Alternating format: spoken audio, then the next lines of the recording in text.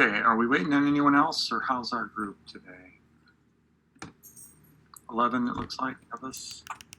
There should be 11 of us. Yeah, but I don't think that one person is going to be here, and that's going to be Masood, I believe. Yeah, he's not going to be here today, so I think that's the only one that we should be missing, if I'm not mistaken. So great. So we have our group. Okay. Well, give me just 1 second, and then I'll kind of kick things off.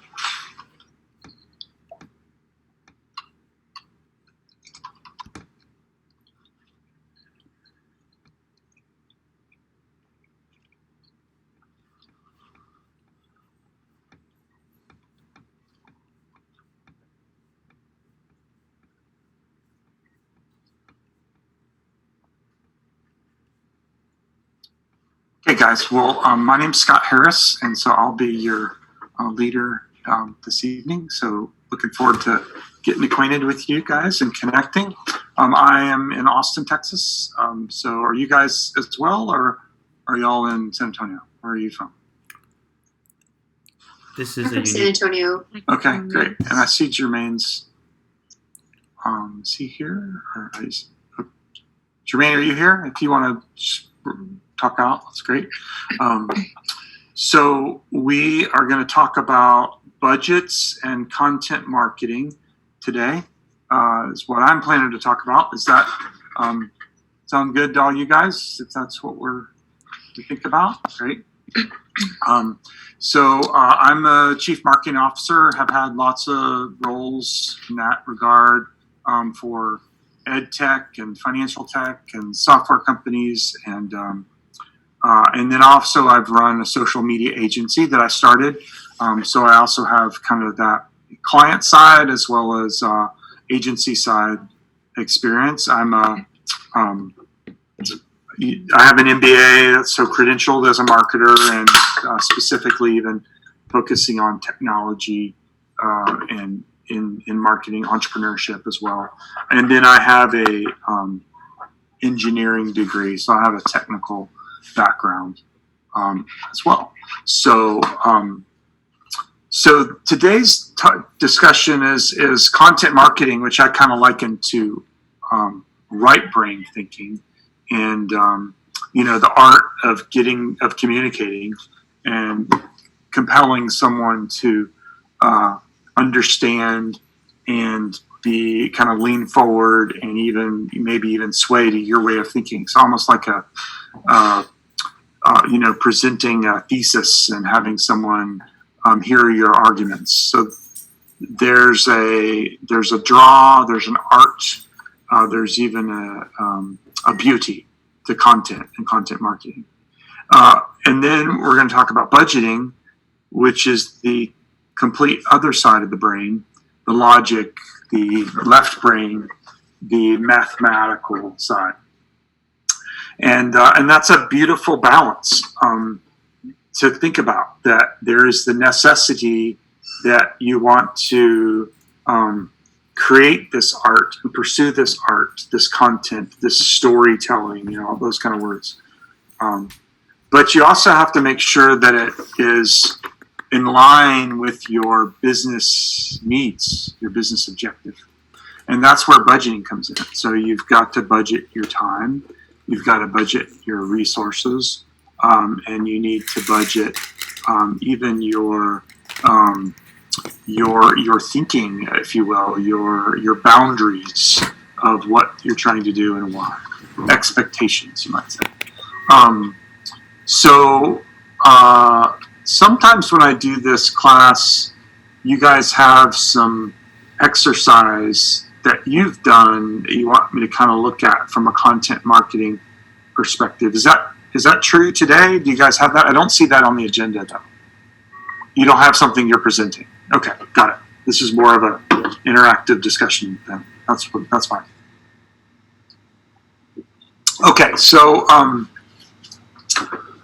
any questions so far? Do you kind of get my right brain, left brain thinking? Yep. Philosophy, we'll call it. Okay. Have you ever thought about that before, about how marketing has two divergent but connecting realities to it. It's the creative meets the math, or whatever way you want to put it. Okay. Good.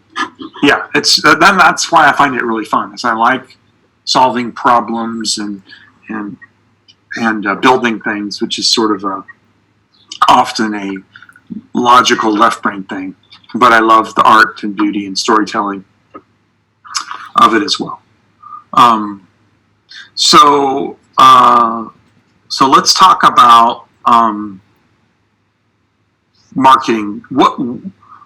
Why do you think marketing is often a place that the chief financial officer wants to make cuts when he has a lag in sales, or they have to when it's time to cut the budget? Why do you think marketing is one of the first things to get attacked? Any thoughts?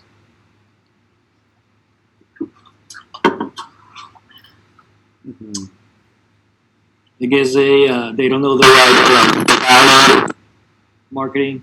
Okay, that's a good one. It appears to be soft and fluffy, and it's so that makes it a target. What else? It's good. The budget itself, I guess, cutting back on production would mean not producing with the product itself. So yeah, it's not delivering a return on that investment, or it's at least perceived not to be delivering that return on investment. That's good. Okay.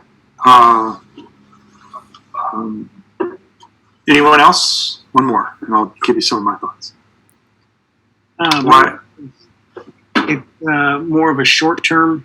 You're looking for a short-term fix instead of long-term, and marketing's the long-term investment.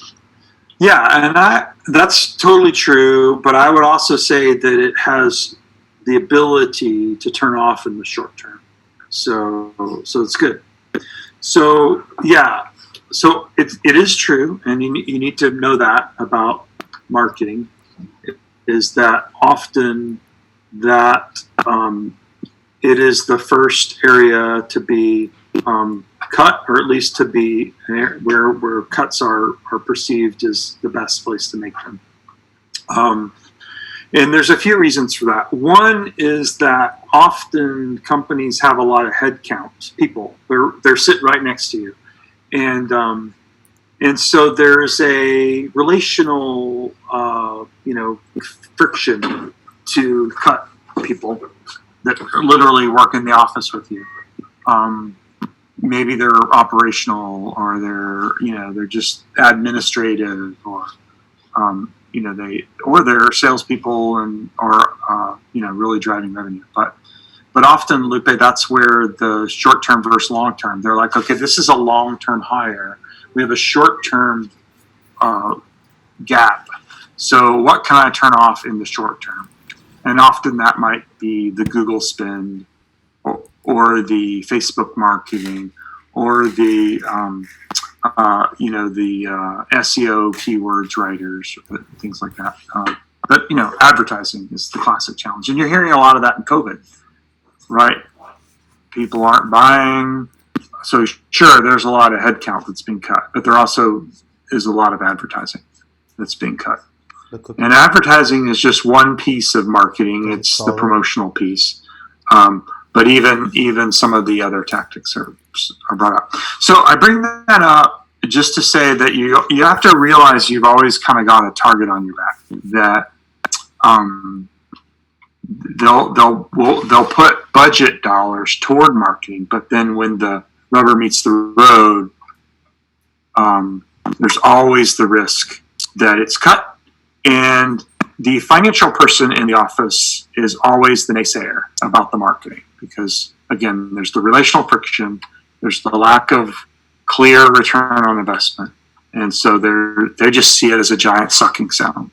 That money's leaving the organization, and I don't know why. And they're not the sales guy that landed an order and brings it in. And we're not making the product as marketers, so there's nothing there. So, any questions or thoughts about that? You connect with my idea about marketing budget? So for that reason, guys, it's really important to know the money side, the business side, the financial side, the math side of marketing, so that you can clearly connect with the financial and executive leadership in the organization. Even the client is your agency, even the client. The client's paying hard dollars to get something from a marketing perspective. And We'll so try and they give need them rice again they today. need to understand what value that brings. So, so let's talk about that first. I want you to think about a term, return on investment. Anybody know how you calculate return on investment? What is the return and what is the investment? And what does return on investment mean? Go for it, Jorge. No, revenue minus spend divided by spend. Exactly. Okay. So revenue minus spend is the return. That's the profit, the extra stuff. And divided by spend, which is the investment. So instead of calling it a spend, somebody marketed it as a nice word as an investment. And you can calculate a return on investment of your, a stock you buy. You buy stock at 20 and you sell it for 30. So 30 minus 20 is 10. That's your return. And divided by the spend, that's the 20. So that's $10 returned over $20 spent. So that's 0.5, 50% return on investment. So that's what that means. So you really want to think about that in marketing terms, okay? So how would I calculate the return on investment of 10 hours I spent doing content marketing, writing 5 emails, that I'm going to send out to my prospects? So how in the world would I turn writing and content marketing into a return on investment calculation? Any thoughts?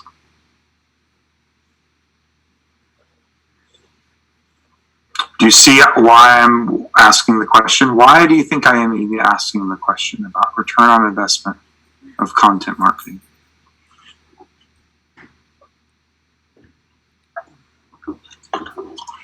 Is the company making an investment to build this content? Sure, right? And what are some of the ways that investment might have been made? Think about your organization that you're working with. What investment is made to make that content marketing? To write those Salary emails? for that person? What's that? The salary for that person? Exactly, the salary for that person. So 10 hours of time might be cost. I generally use like a $50 an hour cost of a person for a staff person. So that's $500, right? What other investments are made in a content marketing setting for like email, for instance? There's some platform, right? Costs. It's modest, but it's real. Sometimes it gets expensive to buy a real HubSpot-like marketing automation system. So that's another investment you need to incur in your calculation. Okay, so let's see. So that's the investment. We've got the investment of the email marketing campaign, the email and the people. And it might also be like a graphic designer, an HTML programmer. Again, those might be staff time, or it might be somebody you had to hire, a little design work or email marketing, HTML work, program work.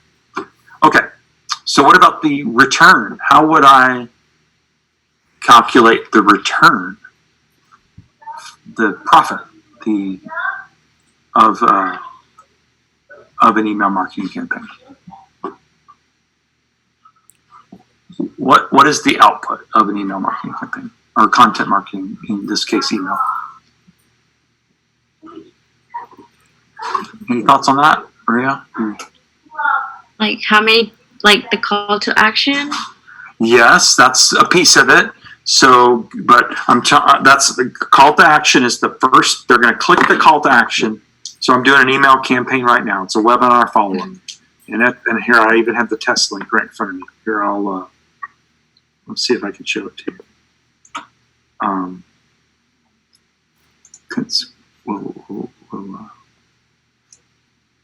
Here, wait. Need to pull it up first.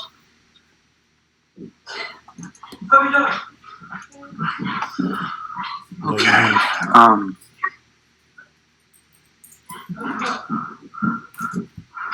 Okay, can you see my little email? Yep, okay. So we did a webinar. It was about, I'm in the higher education telehealth business.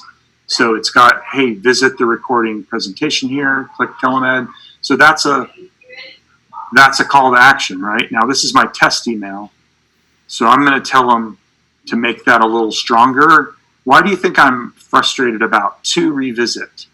This is a call to action. This is a little bit about content marketing. So this is a passive statement, right? Now it does say please click here, but it's at the back of the sentence. So I'm going to encourage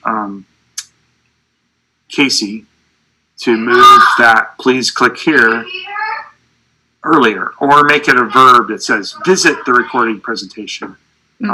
So something a little stronger. So that's just me being a little bit of a content marketer on here, okay? But so we've got a webinar click, and then also have a learn more about telehealth click, okay? And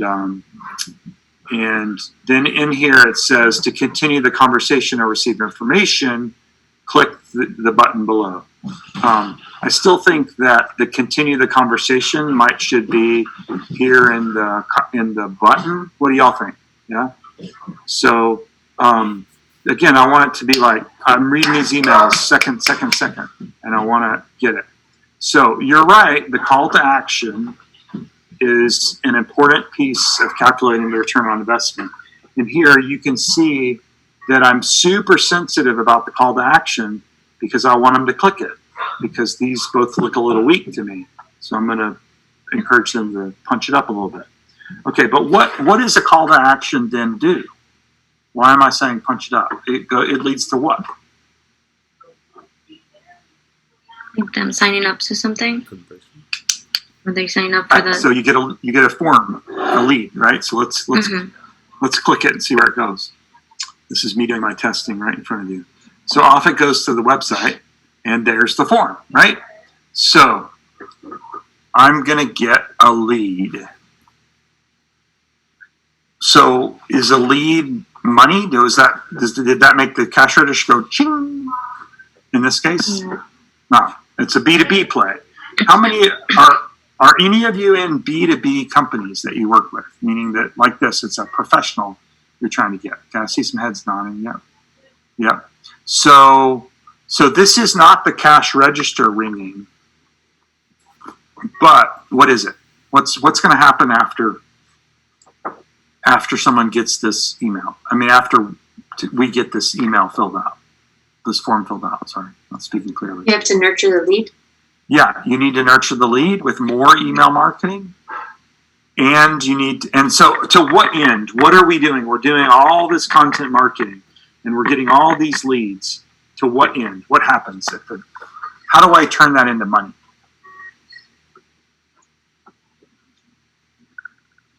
In my case, I'm going to get an order for telehealth provider services for a clinic at a campus, okay? But you can see where I'm getting at is that some sales guy, basically you're handing off your best and brightest. It's like your child. Okay, this is my child. I'm giving this to you, sales guy. I worked really hard and spent a lot of money on this lead, and I'm giving it to you. I hope you do well with it. Turn it into dollars. So that's a it's kind of, I mean, if you think about it that way, it's kind of like, wow, these I'm giving my precious fruit of my labor away to the sales guy. And do the sales guys always treat it that way? No, right? But we want them to. So that's where there's got to be a real sales and marketing love, if you will. Like, hey, I've done my best. It's almost like, to the teacher at the school. Okay, I've done my best. Now, help make it even more awesome. And you do your part, and I'll do my part. And I'll continue to do my part with nurturing content. And you continue to do your part. You call them, you follow up, you talk about whatever you talk about, you salespeople, and you turn it into money. Okay? So, so let's say in this case, we spent $500 on this email campaign, and I got an order for it, and that order was worth $50,000. Wow, right? $50,000, and we spent $500. So, what is the return? Back to Jorge's comment. What is the return? Is it 50,000? No. There you go. What is it? What's the return? Come on, guys. Let's do a little math. 50,000 minus what? You with me? My $500. Minus 500. Exactly. So $49,500. Okay. So I have to get my calculator out because that's a little different math. I mean, I can't. So 49,500 is the return. And is it Jorge? Is that right?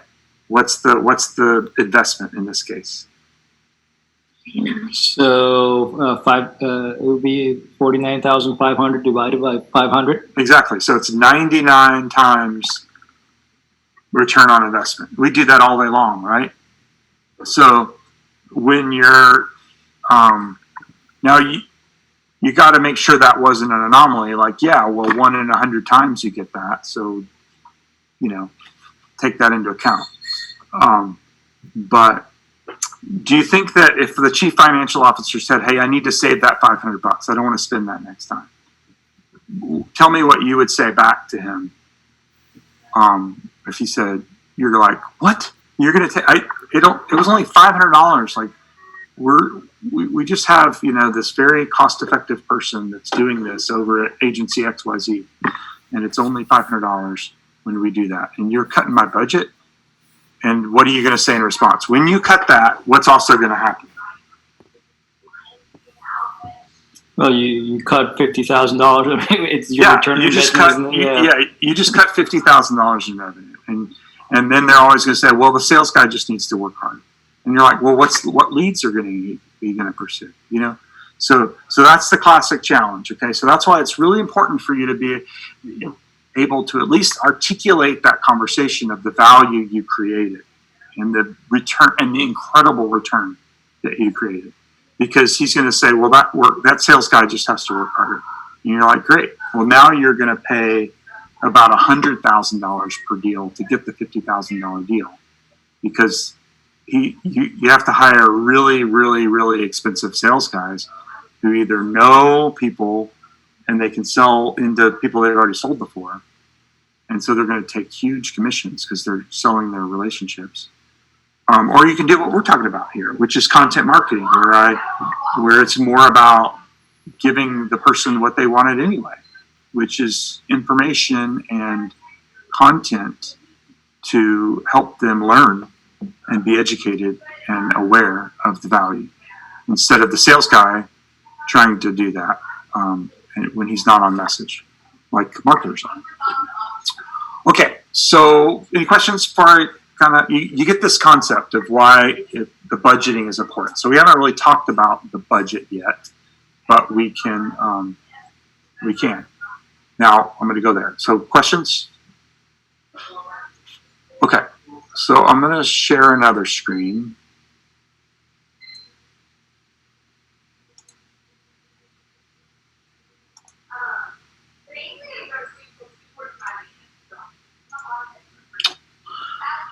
Okay, so this is a key performance indicators sheet.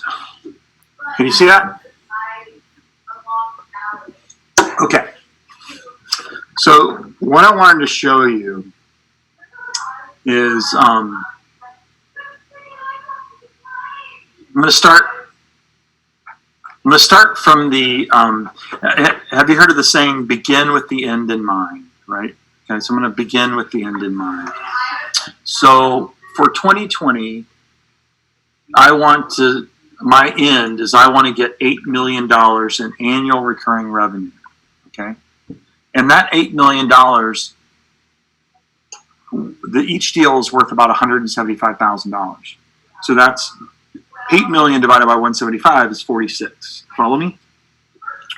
So whenever we talk about budgeting, we want to say, hey, this much budget is needed to achieve this objective.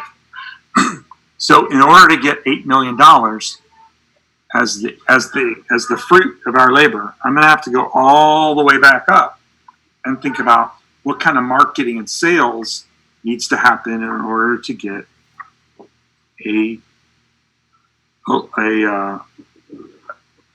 revenue at this place. Okay, so what I did then is I looked at all the costs. This is what we were talking about earlier. There's cost of sales. There's cost of the client success team is kind of the customer service team. And then there's the cost of the actual product, my raw material cost. So all these costs are in here to deliver this return on investment. So these are my investments, and this is my, and so that revenue minus this investment divided by this investment equals the 30%. So I'm trying to have a 30% margin business. Now that's more than just marketing. That's marketing is only 87.50 of it. Okay, so what I wanted to now show you is how that flows through. So in order to get 46 deals, I need to get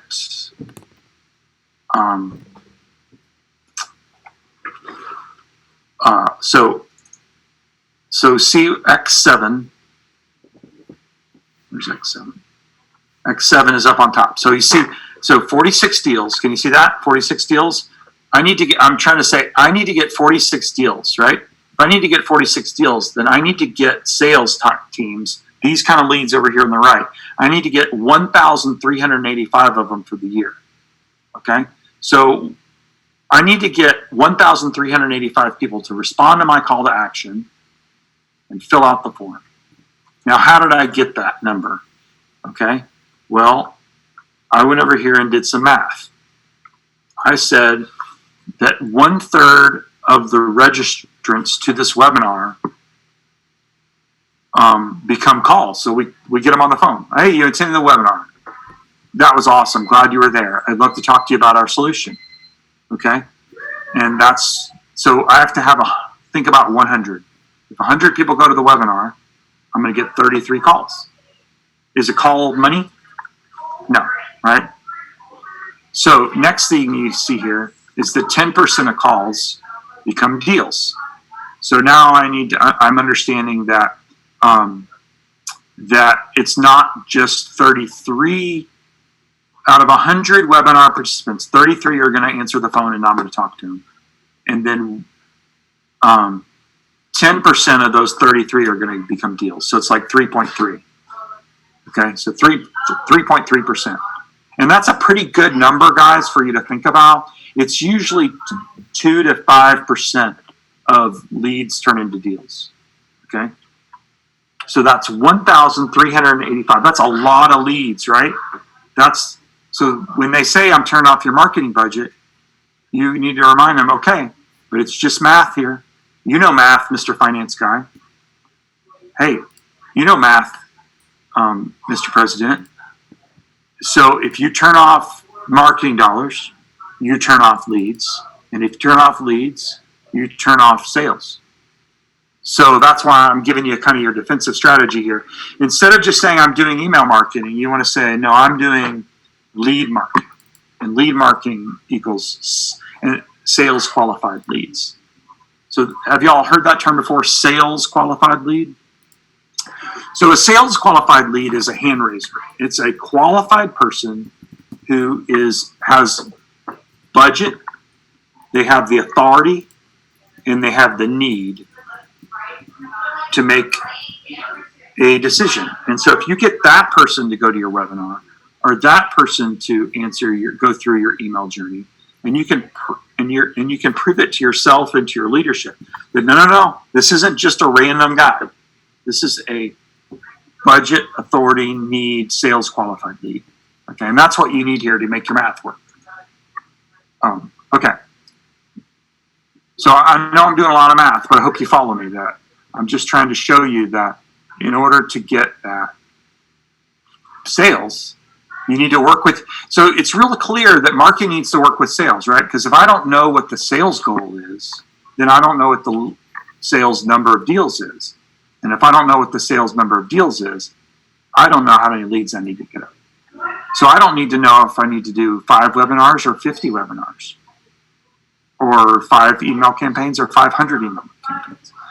And just because they hired you to do email doesn't mean they hired enough people. So one of the things you might need to do first is understand what should your budget be, not what is your budget. What should it be? And what do I mean by that? Answer me that. What do I mean by what is my budget versus what should be my budget?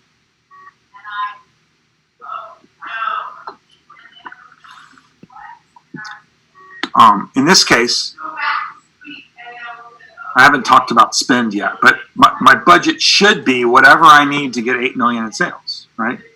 Because if there's a disconnect, then think of it like if you ran a vegetable garden or you ran a restaurant and you had a vegetable garden in the back, and you're like, okay, well, tonight in my restaurant we need 100 tomatoes, and you said, okay, I'm a farmer. I'm going to make you tomatoes out here in the garden. I'll do whatever I can. And you get them 5 tomatoes. Well, you're like, well, I only had one guy and I didn't have that much water or land or seed. So I only made 5. And they're like, well, I need 100. So what are you going to do about that? And you're like, well, I didn't know. You're like, well, why didn't you know? I need 100 tomatoes. How are you going to get me 100 tomatoes? And so you're going to say, well, I need 20 times more people and more land and more water and more seed to get to that. 5 times 20. And I'm going to go, okay, well, I got a restaurant to run. I can buy the tomatoes. So do you see my metaphor that don't run marketing to deliver whatever you can. Deliver marketing to do whatever you need to do to meet your goals. And if you need 10 times more marketing resources, then you need 10 times more marketing resources. And you need to talk about that. Okay, so let's go back to this, 1,385. Now, what that also means is that since my average deal is 175,000, I need this big $242 million. In order to get 8 million in sales, I need 242 million in potential revenue from these 1,385. Okay. So then the next thing I did is a marketing qualified lead. Okay. So marketing qualified lead is a person that is not a hand raiser, but they do have the ability to buy it. So how many people are out there? Marketing qualified just means I have the authority. I may not have the need yet. I do have the authority, and I may not have the budget yet. I'm just the right person. So I sell to clinic heads and presidents and student affairs vice presidents of higher education. So I know that, hey, that's 3 people times 5,000 universities. There's 15,000 people out there, and then all their staff, which is times 10, which is 150,000. Okay, so now I know that in the universe of 150,000, I need to touch 20,000 of them. Or excuse me, I need to find 20,000 of them. So again, it's not that I have even connected with them. This could be intern research. I just need to know what the email address is and what the title is of 20,000 people so that I can build a marketing campaign to go after the 20,000 so I can get the 1385. So you follow my math so far? Okay. It's like your job as a marketer is to get the sales qualified leads. That's your output. Okay. But your input is 20,000. So that's, in my example here, that email I showed you, I need to send that email to a database of 20,000 so that I can go through the marketing process, the marketing campaign, the content marketing, the nurture campaigns. That my job is to then get it out to 1385. So that's what we're doing. That's our little factory. We turn 20,000 people with the title into 1385 hand raisers. Our job is just to get them to raise their hand. So, any questions so far? Okay.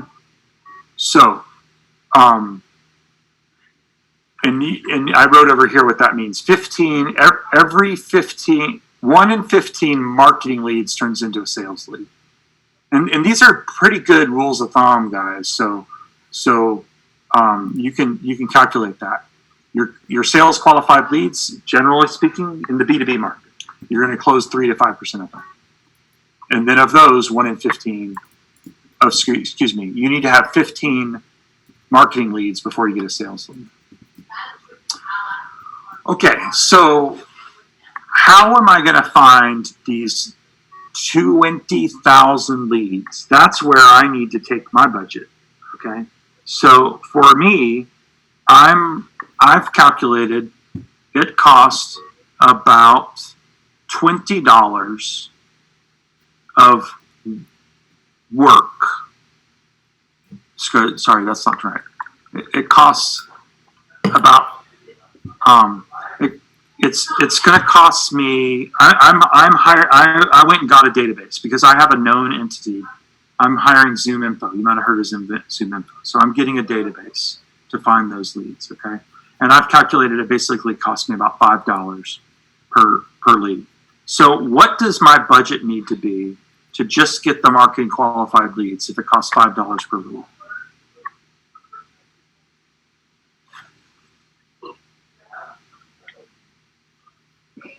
$20,000 leads. It costs me $5 each to get them.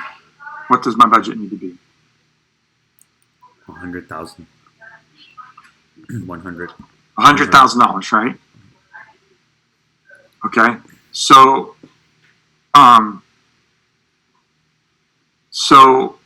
I don't go into the deal. Let me do something here.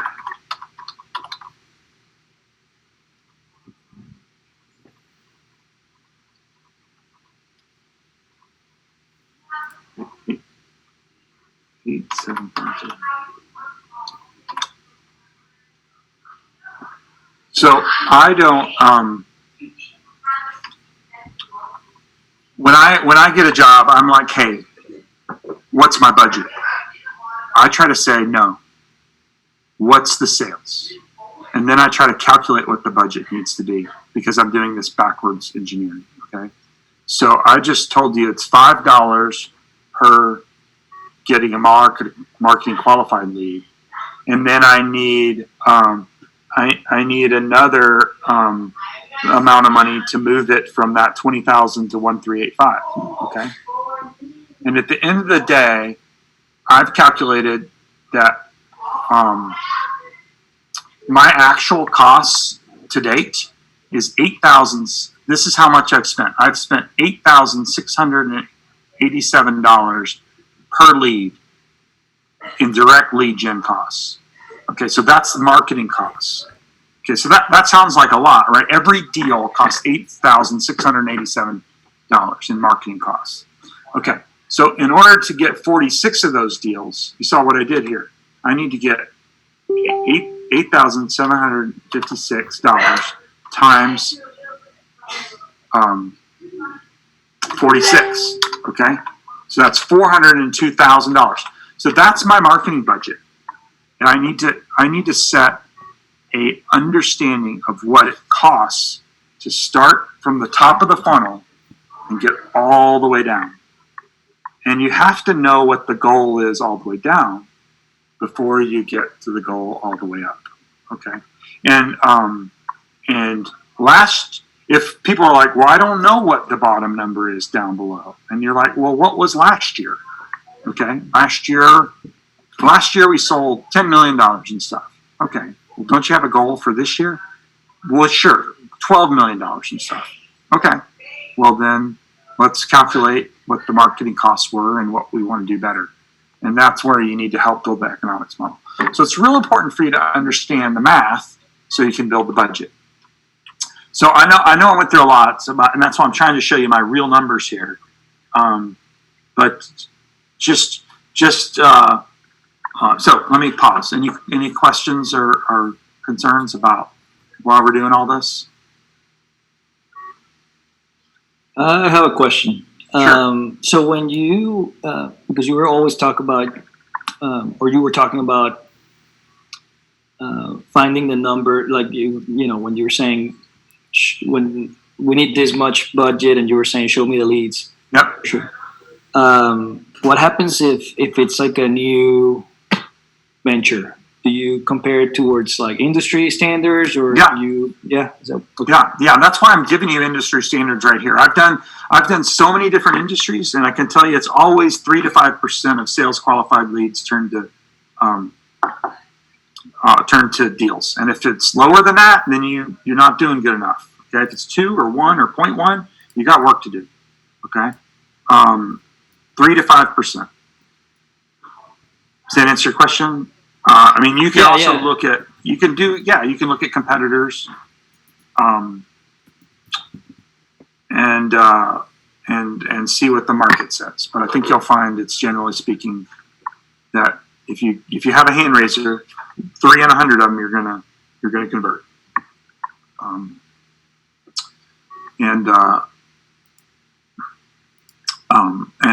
With marketing support, with a truly qualified. Now, there's a lot of, maybe in the season of COVID, like my telehealth, that I might say that, okay, it's like shooting fish in a barrel, but it's an anomaly. It's a special time. And then the other side of it would be, I'm a restaurant, it's COVID, nobody comes to the restaurants. Okay, well, it's a special case. So in special times, there's going to be special numbers, but generally speaking, that's the reality. Any other questions? Do you have an industry standard of prospects that actually become marketing qualified leads? Yeah, that's the number that I just showed right here. So it's about 15 to 1. I would say 10 to 1, or somewhere between 10 to 1 and 15 to 1. So only 1 in 10,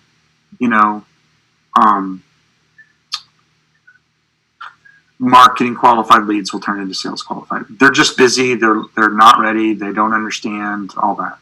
And again, I'm giving you a rule of thumb. If it's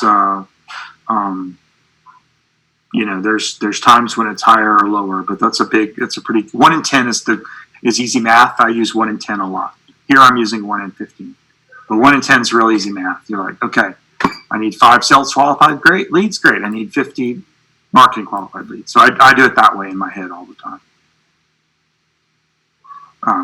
But in this case, I did 15 because they're a little more. Higher ed is a bit more laid back. They're slow, all that. So I sandbagged it because of this industry I'm in. You might, if it was, something more technology like an iPhone, how many Apple prior customers are going to buy a new iPhone? Okay, it might be much higher because they're, even though they're not, just because there's a demand for that product. but it's probably 1 in 5. So you'd see it's not going to be much different than that. It's not going to be 1 in 100 or 1 in 1,000 unless your product is broken or not real. You need to. That's where you say if it's 1 in 100 or 1 in 1,000, the product sucks. Okay, you're selling crap. You see you see how I said that? It makes sense, right? If only a 1 in 1,000 want your product, then get a new job. Okay. So let's see where I want to go next. Okay, so let's go the other way now. So it's an important concept I wanted you to think about that I was saying there is that in business school we talk a lot about tops down and bottoms up. Okay, the tops down approach would be, okay, I'm going to bring a new car to the market, and the market for cars is $30 billion in America. And so if I just get 1% of the car market in America, I've got a $300 million company. So I'm just going to make this cool company, and I'm cool, and I got my cool product, and bam, I got a $300 million company. Because it's just 1% of the market share. I mean, anybody can do that, right? Well, because it's small. It's just 1%, right? Like, snap my fingers, I got a $300 million car company. That is tops down. And what's the fallacy in that? Do you see it's sort of ridiculous, right? I just said out of nowhere that I'm going to get 1% market share. There's no real thoughts about who are those people and like who exactly is going to buy that car. You're just saying, well, I don't know, 1% of them. So you always don't. You never want to go tops down to build a business. So I'm telling you the same thing here. Is that you don't want to start from the top with here's my marketing budget and here's what I got, and I'm just gonna throw it out there and see what happens, and maybe we'll make our sales, because surely if I spend $300,000, I'm going to get $3 million in sales.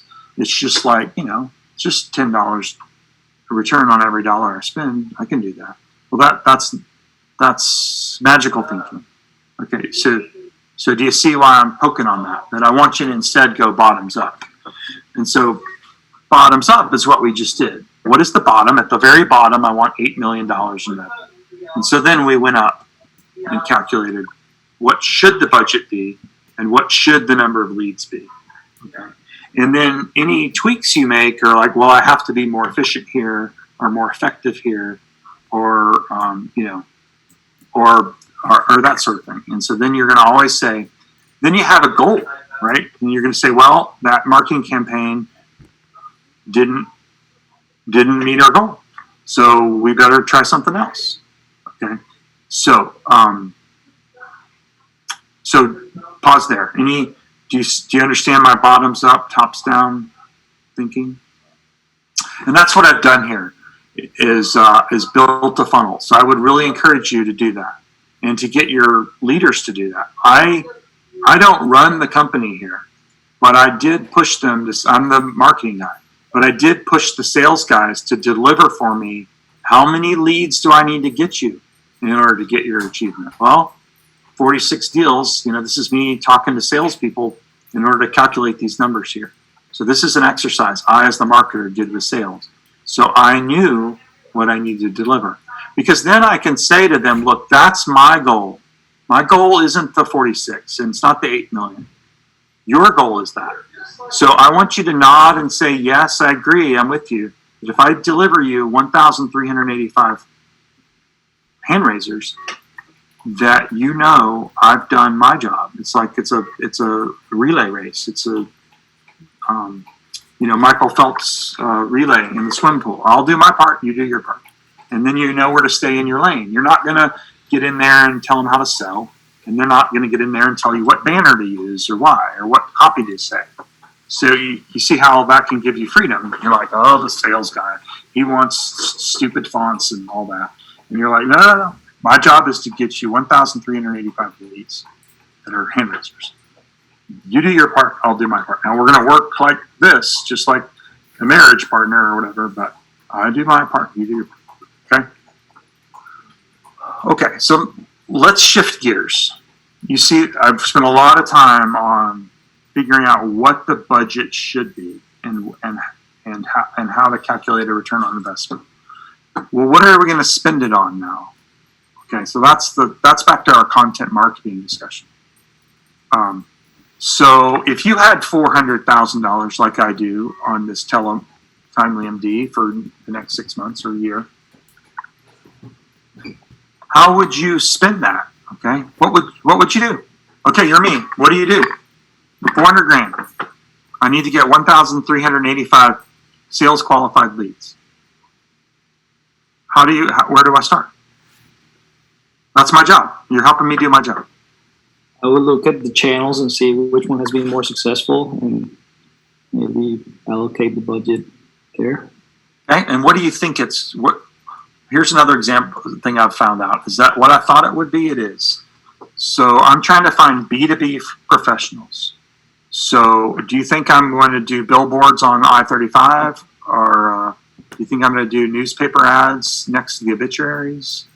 You think I'm going to do Super Bowl ads? 400 grand I can do. It's a cheap year, right? I'll buy 10 seconds on Super Bowl. All in.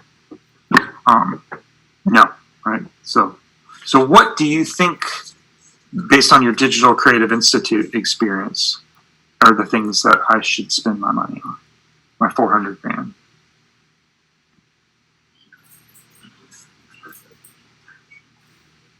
Email. Okay, email. Yep. LinkedIn. Social. Yep.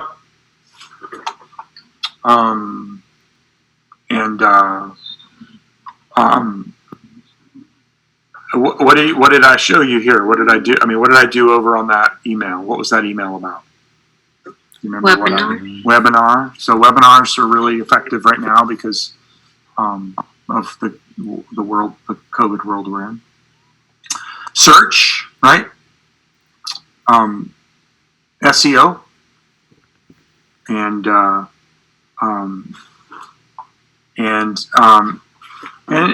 some PR. You know, I have a pretty kind of compelling product because it's telehealth. It's who wants to go to the doctor anyway? Why don't I just FaceTime them? And especially a student right there, they FaceTime their girlfriend that's like next door, let alone the doctor. So this is hot. So PR is where we can talk a lot about, kind of stories. So that's something also to think about. I'm an engineer, business guy, like I told you, and so I have to. So it's a little writing with my left hand to do public relations and get publications to write stories about us. So I often outsource that to find somebody that helps me do that. Okay, but it's a key participant thing. So now I'm going to show you my spreadsheet. So let's see if I can find it.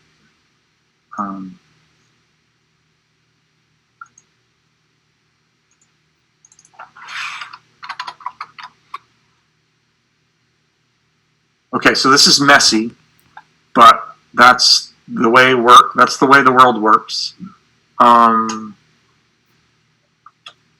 Okay, so what I did is I allocated my budget according to 5 big strategies. Okay, so strategy number 1 with my 400 grand is I need to get general awareness of telehealth out there, right? Because even though, just even though a student may know about telehealth, these personas I'm talking about, the presidents and stuff like that, they may not know about that. Okay, so how am I doing that? Well, I'm doing public relations. You can see it right there, content marketing. Okay, for me, it's all about COVID-19. What am I going to do now that COVID-19 is hit? Is my school going to be open or not? Am I going to get everybody there and it's going to shut down? If it shuts down, how am I going to take care of them? And if it's not shut down, then all the students are coming to my clinic to get COVID-19 tests. Well, what if they have strep throat or UTI or a mono? I'm over capacity. So what am I going to do about that? So that's the kind of content marketing. I want to bring up those challenges and help them with solutions. So that's all about awareness. And you can see and here's you brought it up, LinkedIn, Facebook, Twitter. You can see this, right? You can see it all? Yeah, so then you can see that I've then come over here and I start allocating numbers. So there I am doing my budget. Okay, I'm throwing it out there. And you'll see that I made 800 for one, 200 for another, and 2,000 for another. So we'll go back over here and look at it. That's because Twitter I'm doing a little bit, Facebook I'm doing a lot. So but for me, I'm going to do industry publications. And also soak his food so it's soft. So, and then I'm doing a little traditional print. Let's see how much I allocated. How much? $500, right? So a little bit.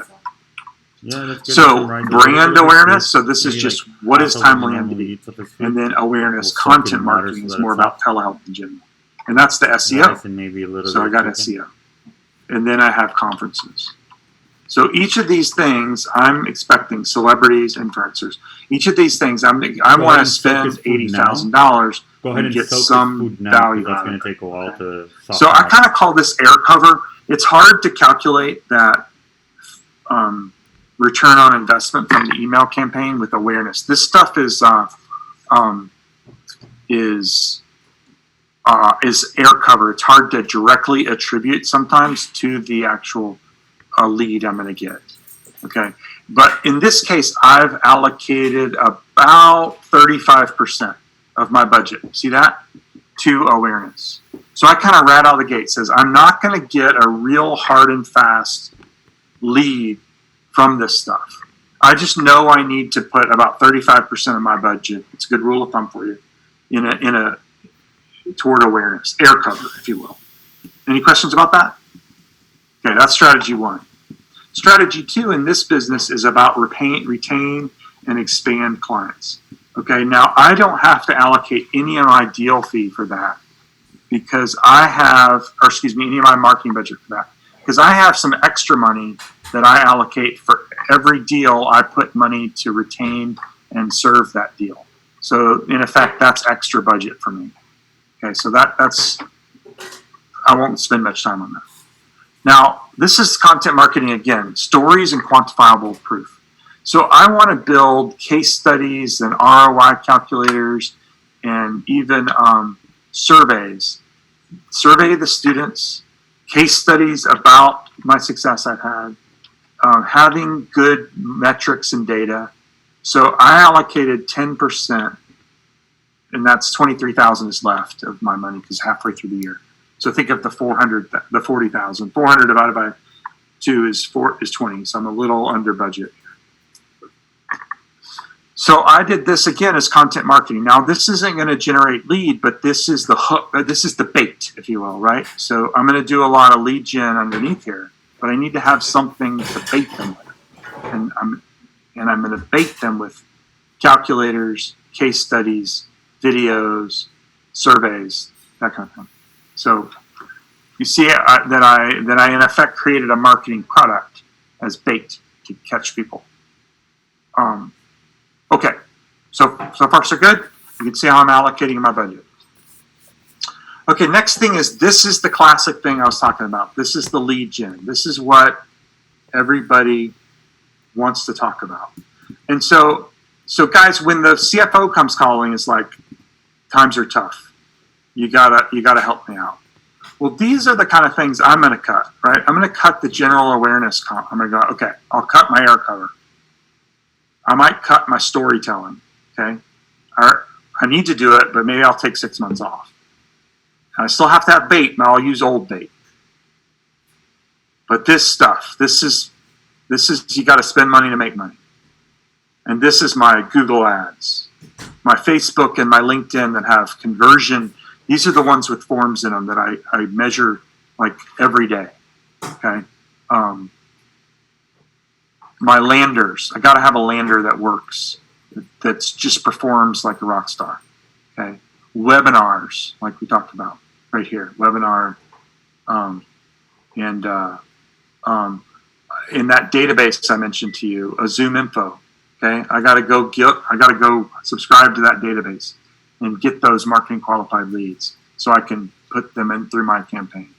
And then where's my SharpSpring? SharpSpring is the timely version of HubSpot. It's a marketing automation software. Pardot, Marketo, those kind of things. So I put the licensing costs of that platform in here too. Okay, so and by the way, up here in general awareness, I did the website. Where is that? Somewhere on here. Build the website. Right here, the website. Right there, the website. So brand awareness website. So I put my money for my website there, 20 grand or so.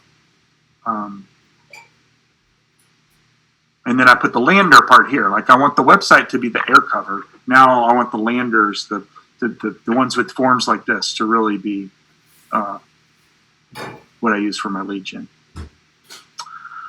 Okay, and then the last thing, I have these guys called Alliance. These are business development. These are the kind of the big thinkers. I kind of say, where are your partnerships where you can shoot fish in a barrel? So in the higher ed institutions, it might be like a religious affiliation of schools, right? I'm going to go after the Methodist schools. Or it might be the JED Foundation. JED Foundation is, for me, a alliance of, it's a nonprofit that's focusing on mental health and suicide prevention among higher ed students, okay, which is really important right now during COVID. And it's telehealth. We have telehealth counselors. So I want to partner. So JED Foundation is in effect helping students be aware of that they have mental health challenges and it's okay to talk about it. And then I have the counselors. And so I want to align with their money and their team and their communication so that 1 + 1 = 3. So this is a great thing to think about is how can you co-market with another brand so that they might already have the brand, the relationship. You have the offering that they want to help their brands use that offering, just like the JED Foundation. Suicide prevention, that's what we're all about. And we're going to educate you that it's okay to talk to a mental health professional, that it's not weird and it doesn't mean you're a bad person. And then what do they need to solve that? Well, they need mental health professionals. So we come in and we're that solution. So anytime you can do that, and you can see I'm putting, $70,000, 15% of my budget toward that. And you can see there's, again, webinars, there's still my social properties, there's still my Google. It's just that I'm doing it in a co-marketing way. So I can dump, 1 + 1 = 3. I can spend $1 on Google, get $3 in value because I'm working with them. So this is how I've broken up $400,000. Okay, there's a lot of buckets here, and there's a lot of people. You can see these are all my people that work with me, my teammates on my team: Madison, Alyssa, Lisa. So I'm also giving them their job, their responsibilities.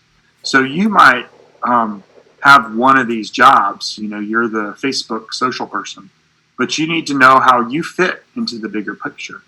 Okay, and you need to think about how you diversify the value you bring.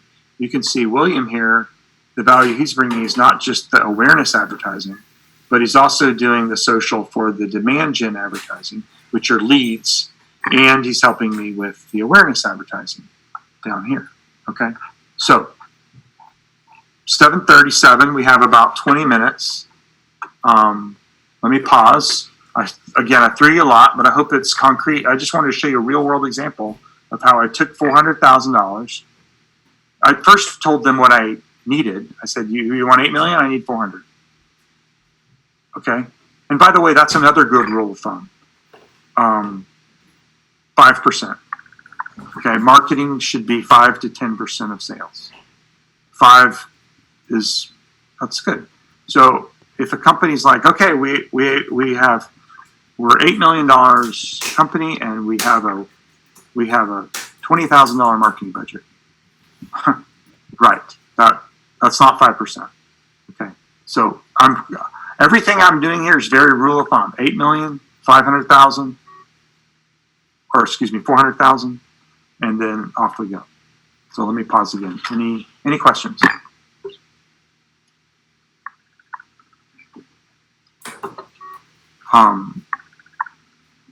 But so you're right. Go ahead, Jorge. All right, yeah, I had one question. How about if it's a business that's different than a let's say like a business to business? Yeah, B2C is. I'm not as quick on the rule of thumbs. The same concept's going to play out. Okay, so you still want, let's call it tennis shoes. If you're Under Armour here in Austin and you want to sell tennis shoes, you still need to have general awareness about Under Armour.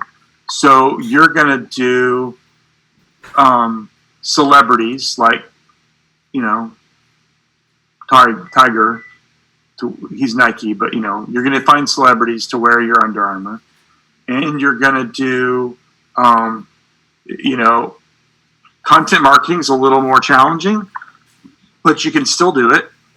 Think of Outdoor Magazine or something. You're going to get some article written about. Red Bull does great with this. They do all sorts of content marketing, okay? Because they're about the kind of the edgy alternative stuff.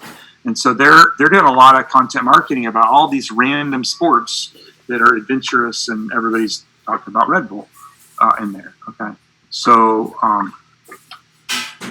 obviously, consumers still can use Facebook or LinkedIn or Twitter or whatever the right.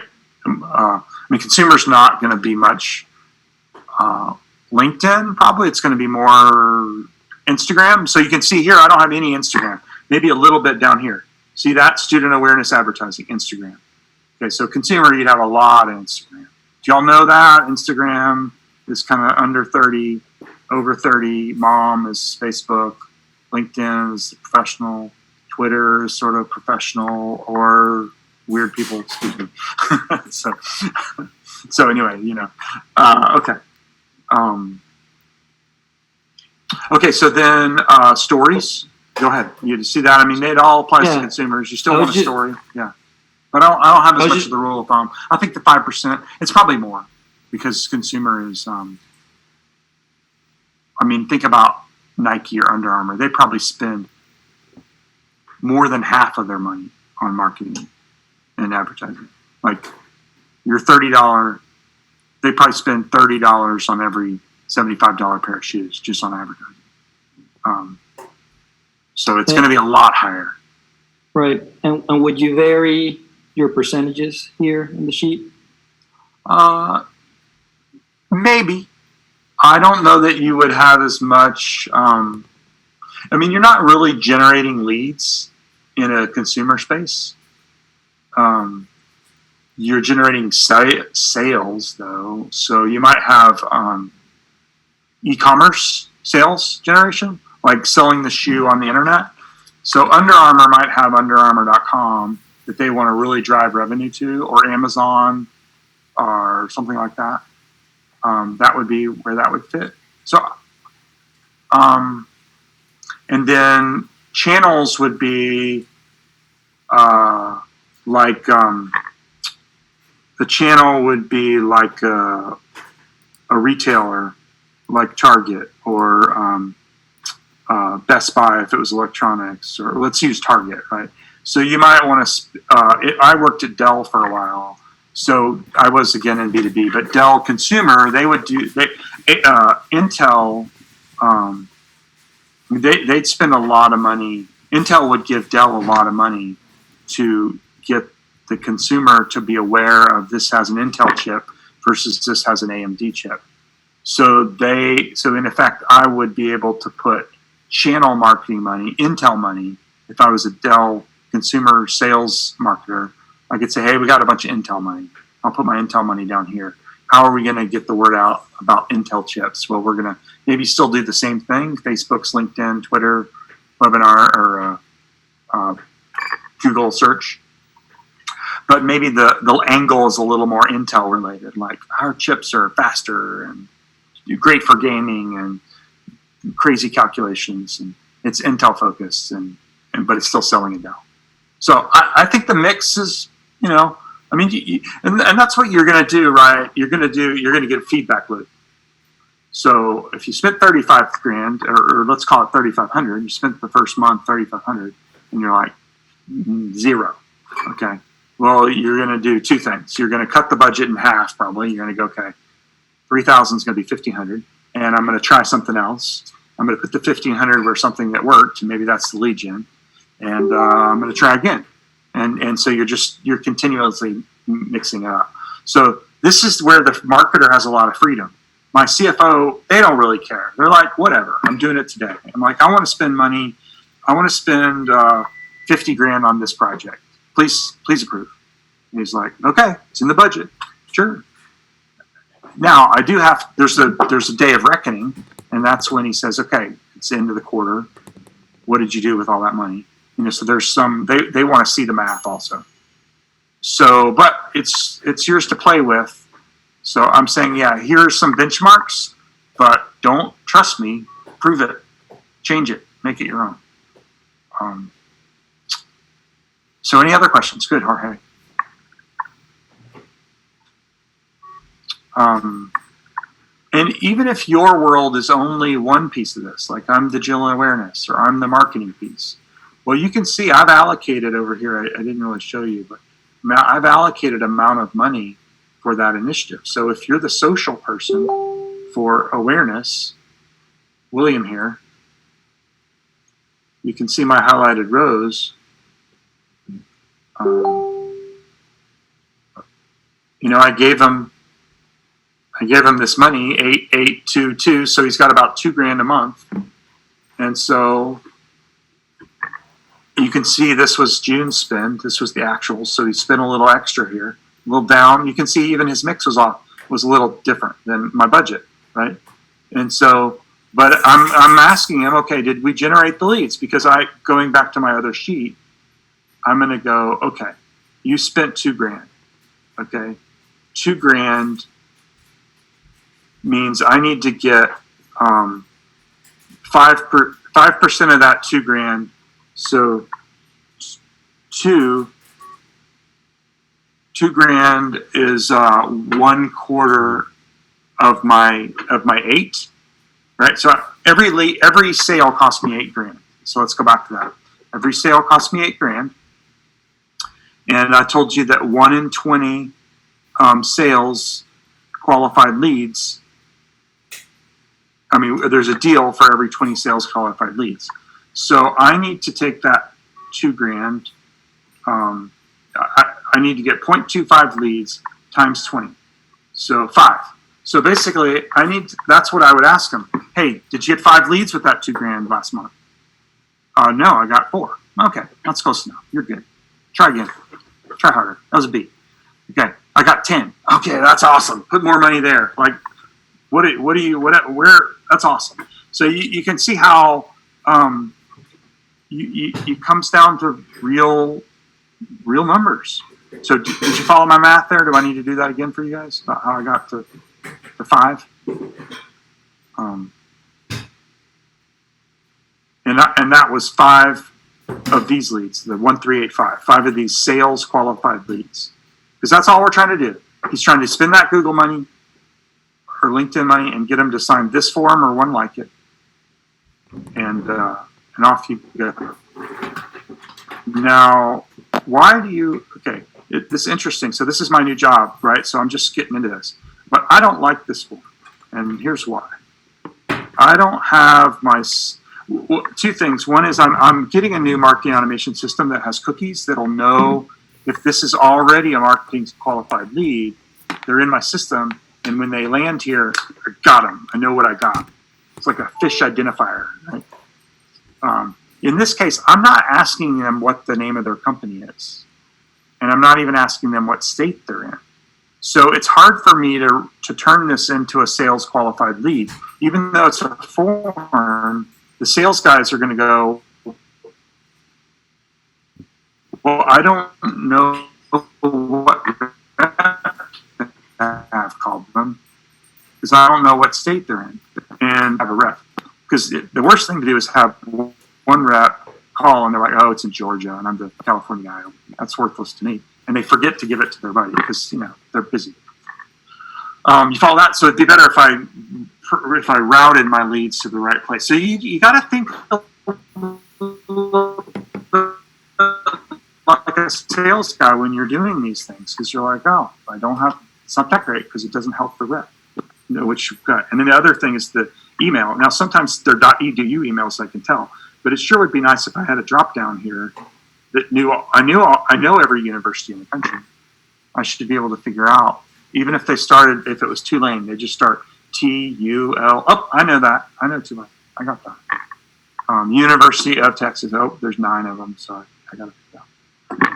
So, but you see how then you're like, well, I got you a bunch of leads. Well, they're like, well, yeah, but I don't know what the state is. I don't know what the university is. So your leads are crap. And they're not, this doesn't count. 1385. So you need to, you spent all that money and you didn't give me a lead that's really actionable, or as actionable as it can be. So that's why it's a real balance to talk that through. And so when you spend your budget, you want to know to what extent are the sales guys really treating it like my princess. So let me pause there. Tell me about what you're doing, or how we can talk about a specific example you've got.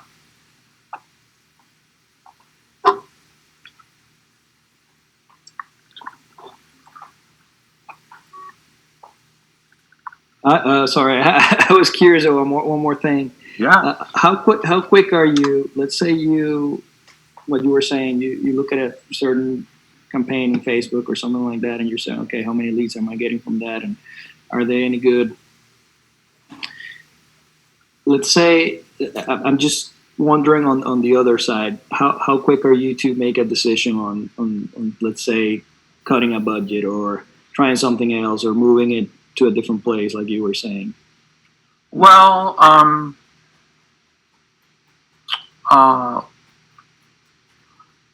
it depends.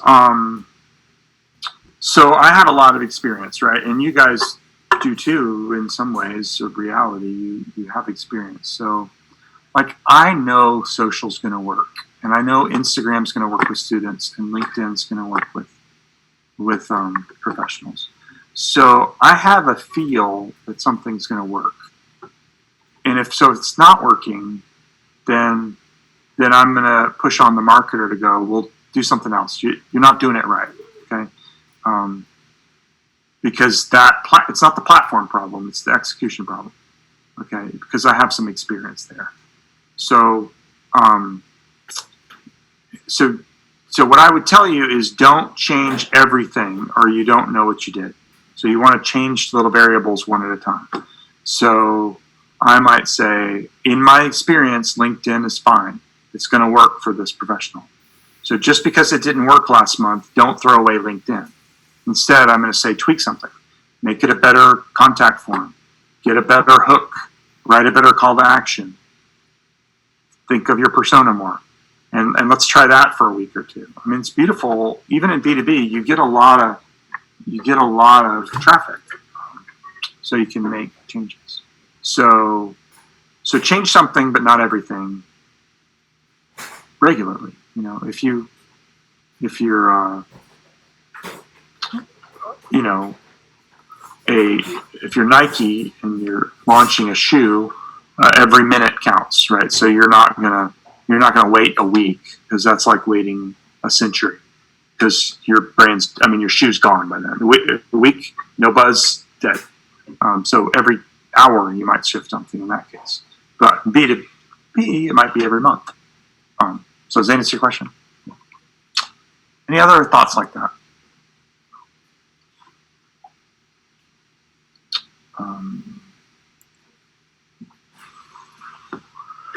So, well, let me give you a scenario. So what if you kind of built this plan, and then your leader says, okay, I have this great idea. I want to do this. And you're like, okay, it's an idea. What do you do? Tell me what you do when the boss has it's a decent idea, but it's just another idea. Because this is a real challenge in marketing. Everybody's got an idea. So what do you do? How do you fit that idea in, or what do you drop, or what do you add? I mean, so that you can add, or do you just add it on top?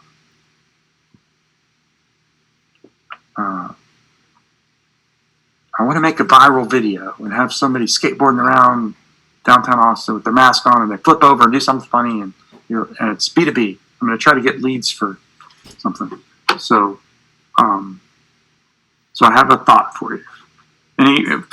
What do you guys do? I mean, you certainly have had this experience. Come on, give me a story.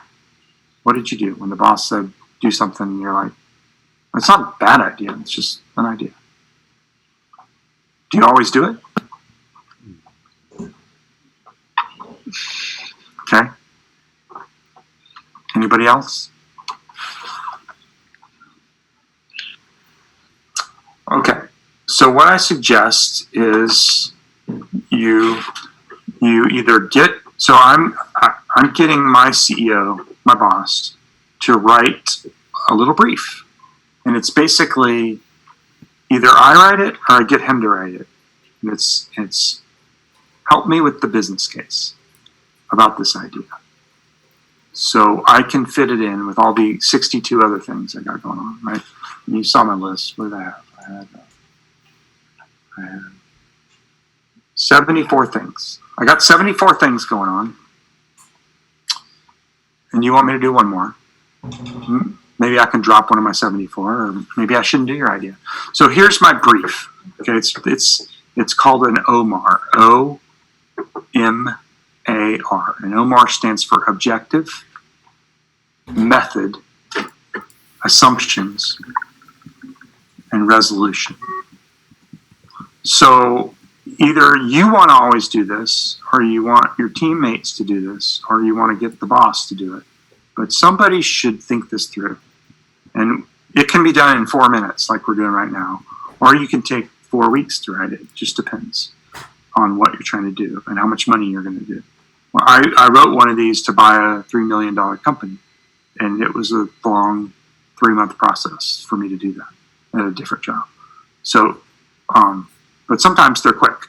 So OMAR stands for objective. What are you trying to accomplish? Okay, boss man, you want me to make this video of the crazy skateboarders. Why? Well, I'm trying to generate awareness, or I'm trying to generate leads, or I'm trying to do something. Okay, so you want to be really clear on what the objective is, because if you miss the objective, you totally missed on everything.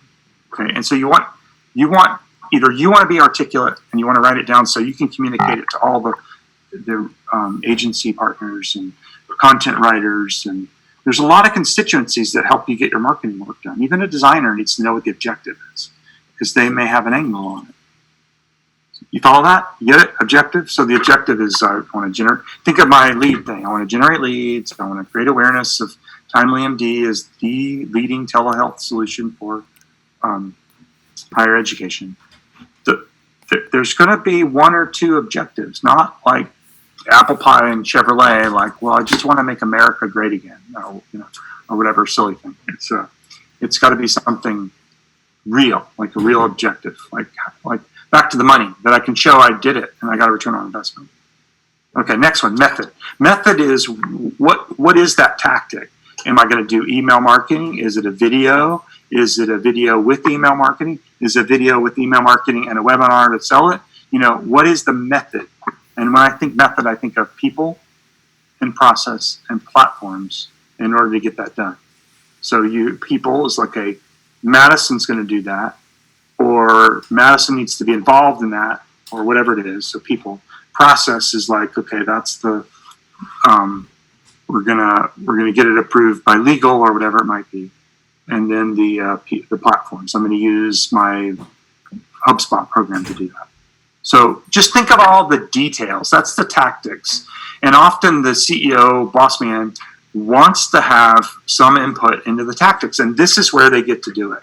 Okay, but you might be able to go, no, your tactic is dumb, but your objective is right. So now you can kind of poke at it a little bit and make it better. And they won't go, no, you think my idea is stupid. No, I think your idea is great. I think that the way you're getting the method done might be off.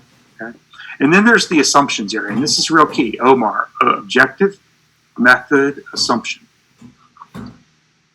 So the assumption is what are some of the things that need to be done? And I call it dates, dollars, and deliverables. So the assumption is that you want this for fall 2020 launch for our schools. Or maybe you want it for the Christmas holiday season if you're a consumer. Or you want it for back to school season in September, whatever it might be. Okay, that's a date. The other thing is a budget. Back to our whole budget discussion, right? If you think this can cost, okay, you can get this video done for $300. You're like, well, yeah, with a high school kid and a camera from 1980, but this is not that. So my assumption is that it needs to be a better video. So we're already off on our assumptions. $300 and quality video are off.